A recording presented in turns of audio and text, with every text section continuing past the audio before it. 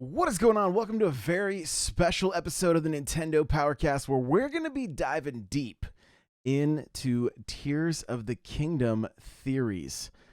Before we get started, I want to let everybody know, hop on into the Discord, n64josh.com/Discord. We would love to chat all things Zelda, all things Nintendo with you. And I want to let you know about my unofficial and unauthorized History of Mario Kart ebook that is available at n64josh.com/history of Mario Kart. It is still currently being bundled with my Mario Kart guide, which includes chapters like how not to swear in Mario Kart and the Mario Kart Sorry. With that, let's jump in to all these Tears of the Kingdom theories. As we all eagerly await the release of Tears of the Kingdom, the much-anticipated sequel to Breath of the Wild, speculation is running wild in the community.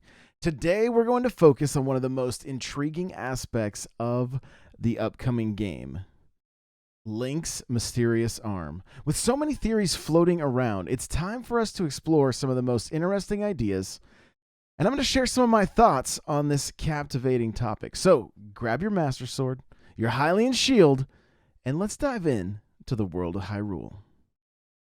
All right, so let's kick things off by discussing a potential connection between Skyward Sword and Tears of the Kingdom. For those who might not be familiar with Skyward Sword, it's a game in the Zelda series that takes place before the events of Ocarina of Time, focusing on the origins of the Master Sword and the legendary hero, Link. Now, in Tears of the Kingdom, we see that Link has a mysterious right-handed black arm adorned with tattoos. This is interesting because it resembles a character from Skyward Sword named Garahim. Garahim is the primary antagonist who serves as the sword spirit for the evil Demon King, Demise. So, what does this connection mean? Some fans speculate that the arm's design may have originated from the same ancient civilizations as Garahim, which could explain the similarities between the two.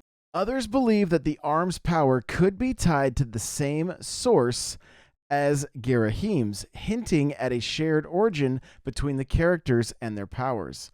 This connection raises a lot of questions about the upcoming game's story and how it might intertwine the larger Zelda timeline. Will we see more elements from Skyward Sword making an appearance in Tears of the Kingdom? Only time will tell. But for now, this intriguing connection between Garahim and Link's mysterious arm has certainly piqued our interest. Now, let's explore another fascinating theory that involves two other key characters from Skyward Sword, Fi and Demise. For those of you that may not know, Fi is a spirit residing within the Goddess Sword, which later becomes the iconic Master Sword after undergoing various transformations. Fi serves as a guide to Link in Skyward Sword, providing him with valuable information and advice throughout his quest. On the other hand, Demise is the primary antagonist in Skyward Sword, a powerful demon bent on conquering the world and destroying the goddess Hylia's legacy. He is ultimately defeated by Link, but not before cursing an eternal cycle of reincarnation and conflict between his own hatred, the spirit of the hero, and the blood of the goddess. Now, the theory we're exploring suggests that Fi and Demise might still be present inside the Master Sword during the events of Tears of the Kingdom. If this is the case, their presence could have a significant impact on the story and the powers of Link's mysterious arm. Some fans speculate that the arm's abilities may be derived from Fi, who remains connected to the Master Sword. This connection could mean that the arm's powers are directly tied to the sword's own capabilities. However, the presence of Demise within the sword might also play a role. If Demise's residual power is still present, it could corrupt or influence the arm's abilities, adding a darker twist to the story. This interplay between the benevolent guidance of Fi and the malevolent influence of demise could create an intriguing dynamic, potentially affecting Link's journey and the ultimate fate of Hyrule. This theory presents yet another compelling angle to consider. How will Fi and Demise factor into the story, and what role will Link's mysterious arm play in his latest adventure? Now, let's dive into another interesting theory involving the Malice and its potential impact on the Master Sword. Malice is a dark, corrupting force introduced in Breath of the Wild, often associated with Calamity Ganon. This malevolent energy has the power to possess creatures, create monstrous beings, and even corrupt the very land of Hyrule itself. Considering its destructive capabilities, what if Malice also affects the Master Sword in Tears of the Kingdom? The consequences could be dire for Fi as well as the sword's functionality. Some fans speculate that Malice might weaken the Master Sword or even cause it to melt or transform over time. In this scenario, the Master Sword would eventually become Link's mysterious arm.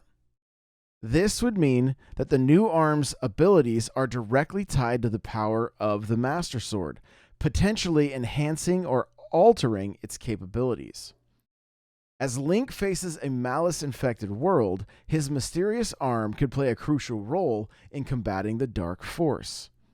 Perhaps the arm's power will be essential to cleansing the land of Hyrule from the influence of malice, restoring balance and peace to the kingdom. This could definitely present a fascinating layer to the game's story. How will they all intertwine? What challenges await Link in his latest adventure? We're going to have to wait and see. Now we're going to talk about the intriguing tattoo-like designs that are on Link's arm and the possible connection to previous games and characters.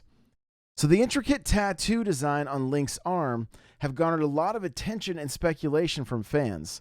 Some have pointed out similarities to the Sheikah tribe. Those symbols and designs can be found throughout the Zelda series, most notably on the Sheikah slate from Breath of the Wild. The Sheikah are an ancient and mysterious tribe known for their advanced technologies and magical prowess. If the arm's designs are indeed connected to the Sheikah, this could imply that the arm's powers are related to Sheikah technology or even their ancient magic. It's interesting to consider how this connection could affect the gameplay mechanics in Tears of the Kingdom. For example, the Sheikah slate provided a wide range of abilities and tools for Link to use in Breath of the Wild, from bombs and stasis to remote control and magnesis. If Link's mysterious arm draws power from the Sheikah, we might see the return of similar abilities or even completely new ones inspired by Sheikah technology and magic. The potential connection to the Sheikah tribe opens up exciting possibilities for the game's story, characters, and gameplay mechanics. Another thing we're going to look at is the unusually long nails on Link's arm. So Link's mysterious arm features some strikingly long nails, which have led to many interesting speculations. One possibility is that the long nails are the result of a transformation Link undergoes, possibly related to the Malice or another dark force in the game. This transformation might alter not only Link's appearance, but his abilities and the way he interacts with the world. Another theory suggests that the nails could serve a practical purpose in the game, such as aiding in combat or traversal.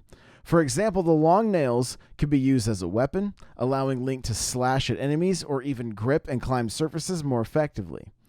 If this is the case, the nails might be a unique gameplay mechanic that adds a new dimension to combat and exploration in Tears of the Kingdom. Now, there are some fans that believe that this might not be Link's arm at all. And the theory goes like this. Some of the fans of Legend of Zelda Tears of the Kingdom have come up with an intriguing theory that the mysterious arm isn't actually Link's, but instead belongs to another character who once sealed Ganondorf away. Ganondorf is the main antagonist in the series. Ganondorf is known for his quest for power and his ability to be reincarnated. If this theory is true, it could mean that Link is now wielding the same power that once defeated Ganondorf, which would have a significant implication on the game's story. This connection to Ganondorf's ceiling might provide an explanation to why the arm appears to be ancient magic or technology, as it was used in the battle against the great evil. This would also suggest that the arm is more than just a new gameplay mechanic or a visual change for Link. It could be a central element in the narrative, providing a direct link to the series' past and its ongoing battle between good and evil. Now we're going to delve into another popular theory among fans that asks the question, could Link in Tears of the Kingdom be the hero of time, reincarnated or pre-incarnated? As we know, the Zelda series has a long history of featuring different versions of Link across various timelines and games. This has led to speculation that the Link we see in Tears of the Kingdom could be connected to previous iterations of the character, including the Hero of Time from Ocarina of Time and Majora's Mask. If this theory holds true, it would suggest a deeper underlying narrative that spans across multiple games in the series. This connection could provide fascinating insights into the game's story, as well as an intriguing link to the wider Zelda universe. It might also explain the presence of certain familiar elements, such as the Master Sword and the reoccurring struggle against evil. Let's talk about some of the color theories, okay? Colors have always played a significant role in the Zelda series, and The Legend of Zelda Tears of the Kingdom is no exception. Let's explore how the use of colors in the game might offer clues about the story and mechanics. One detail that stands out is the green glow of Link's mysterious arm. In the world of Zelda, green has often been associated with life, healing, or resurrection. It's possible that the arm's green hue could hint at a connection to these themes. Perhaps the arm has the power to restore life, heal wounds, or even resurrect the fallen. Another interesting theory is that the arm's color may change depending on its abilities or the emotions of the character. For example, a green glow might be related to Link's healing abilities, while a red glow might signify anger or aggression, leading to more powerful attacks. The idea would add a dynamic element to the gameplay and story, as Link's arm could adapt to different situations and emotional states. Well, there you have it, you guys. We've explored some of the most intriguing theories and speculations surrounding Link's mysterious arm in The Legend of Zelda Tears of the Kingdom. As the game's release date approaches, we're undoubtedly going to learn more, potentially confirming or refuting some of these ideas. In the meantime, I want to hear from you guys. What do you think? Do you think some of these theories could be true? Do you think some of them are super far-fetched? Let me know your thoughts in the comments, or if you're listening to this, the audio version, there is a spot where you can leave questions and comments on the podcast player. I want to thank you guys so much for listening, and stay tuned for plenty more Tears of the Kingdom content, because we're going to be deep diving into everything we know about this game up until this point. Thanks again for listening, and we'll see you in the next one. Bye now.